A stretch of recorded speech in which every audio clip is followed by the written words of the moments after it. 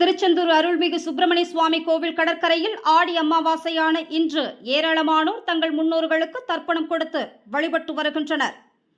6 படை வீடுகளில் 2ஆம் படை வீடான திருச்செந்தூர் அருள்மிகு சுப்பிரமணிய சுவாமி திருக்கோவில் கடற்கரையில் அமைந்துள்ளதால் சிறந்த பரிகார ஸ்தலமாகவும் விளங்கி வருகிறது.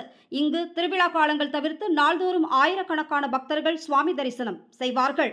இன்று ஆடி அமாவாசை என்பதால் தமிழகத்தின் பல்வேறு பகுதிகளில் இருந்து ஏராளமான பக்தர்கள் கோவிலில் குவிந்து வருகின்றனர். இன்று ஆடி அமாவாசையை ஒட்டி கோவில் கடற்கரையில் ஏராளமானோர் இறந்த தங்கள் முன்னோர்களுக்கு தர்ப்பணம் கொடுத்து வழிபட்டு வருகின்றனர். அமாவாசை தினம் என்பது முன்னோர்களுக்கு தர்ப்பணம் கொடுப்பதற்கு சிறந்த நாட்களாக கருதப்படுகிறது. குறிப்பாக தை அமாவாசை மற்றும் ஆடி அமாவாசை தினங்கள் மிகவும் சிறப்பு வாய்ந்த நாளாகவும் கருதப்படுகிறது. மேலும் இந்த அமாவாசை நாட்களில் முன்னோர்களுக்கு தர்ப்பணம் கொடுத்து வழிபட்டால் அவர்களின் பரிபூர்ண ஆசி கிடைக்கும் என்று கருதப்படும்.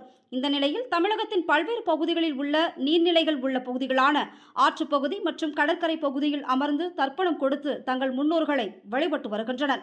பக்தர்கள் கடற்கரையில் அமர்ந்து தங்கள் முன்னோர்களுக்கு எள், அன்னம், தர்பை புல், காய்கறிகள், மலர்கள் வைத்து பிண்டம் வளர்த்து தர்ப்பணம் கொடுத்து தங்கள் முன்னோர்களை வழிபட்டு வருகின்றனர். பின்னர் கடலில் புனித நீராடி கோவிலுக்கு சென்று சுவாமி தரிசனம் செய்து வருகின்றனர். ஆடி அமாவாசை முன்னிட்டு இன்று கோவில் நடை அதிகாலை 4 மணிக்கு திறக்கப்பட்டு 4:30 மணிக்கு விஸ்வரூப தீபாராதனையும் 5 மணிக்கு உதய மார்த்தாண்ட அபிஷேகமும் நடைபெற்றது. மற்ற கால பூஜைகளும் தொடர்ந்து நடைபெற்று வருகிறது. ஆடி அமாவாசை தினத்தில் ஏராளமான பக்தர்கள் கோவிலில் குவிந்து சுவாமி தரிசனம் செய்து வருகின்றனர்.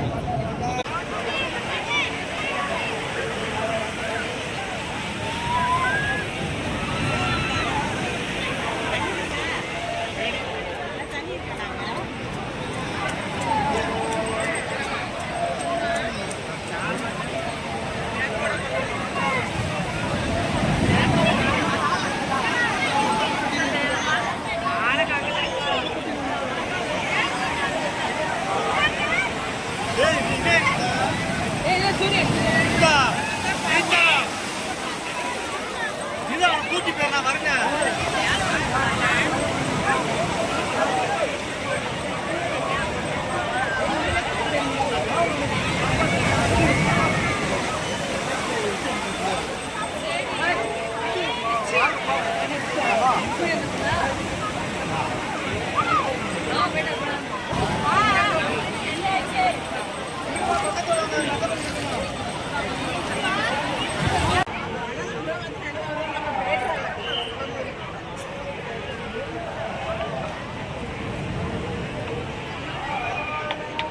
மாறி மாறி வருது.